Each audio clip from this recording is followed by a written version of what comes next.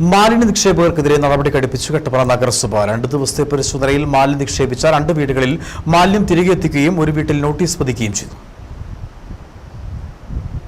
മാലിന്യ നിക്ഷേപകർക്കെതിരെ കട്ടപ്പന നഗരസഭ സ്വീകരിച്ച കർശന നടപടിയായിരുന്നു മാലിന്യം പൊതുനിരത്തിൽ നിക്ഷേപിച്ചവരെ കണ്ടെത്തി അവരുടെ വീടുകളിൽ തിരികെ ആ മാലിന്യം എത്തിക്കുന്നത്.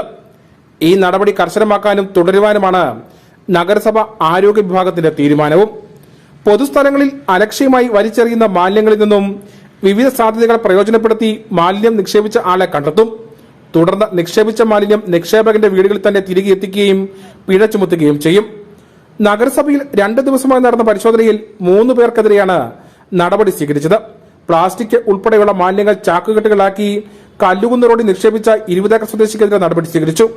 കൂടാതെ കട്ടപ്പന ആറ്റിലേക്ക് വീട് നിർമ്മാണവുമായി ബന്ധപ്പെട്ട് മാലിന്യം നിക്ഷേപിച്ച പള്ളിക്കവർ സ്വദേശിയുടെ വീട്ടിൽ നോട്ടീസ് ഒട്ടിച്ചു. വരും ദിവസങ്ങളിൽ കർശനമായ പരിശോധന നടത്തുകയും മാലിന്യ നിക്ഷേപകർക്കെതിരെ കടുത്ത നടപടി സ്വീകരിക്കുമെന്നും ആരോഗ്യ വിഭാഗം അറിയിച്ചു.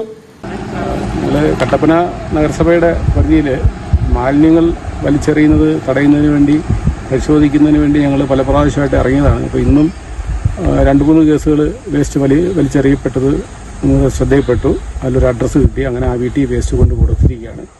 അപ്പോൾ ഈ വർഷം തുടങ്ങിയ ശേഷം ഏതാണ്ട് 90ഓളം കടകളിലും മറ്റ് സ്ഥാപനങ്ങളിലൊക്കെ ആയിട്ട് പരിശോധനകൾ നടത്തി ഒരു 10-60ഓളം ഫൈനുകൾ ഞങ്ങൾ ഇമ്പോസ് ചെയ്തിട്ടുണ്ട്.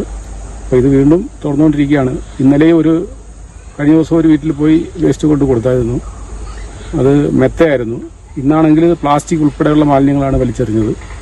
അപ്പം ഈ പ്രവൃത്തി ഞങ്ങൾ വീണ്ടും തുറന്നുകൊണ്ടിരിക്കുകയാണ്. ഇത്തരത്തിലെ നടപടികളിലൂടെ നഗരത്തിനുള്ളിലെ മാലിന്യ നിക്ഷേപം ഒരു പരിധിവരെ കുറയ്ക്കാം എന്ന പ്രതീക്ഷയിലാണ് അധികൃതർ. Idukki vision news, Kattappana.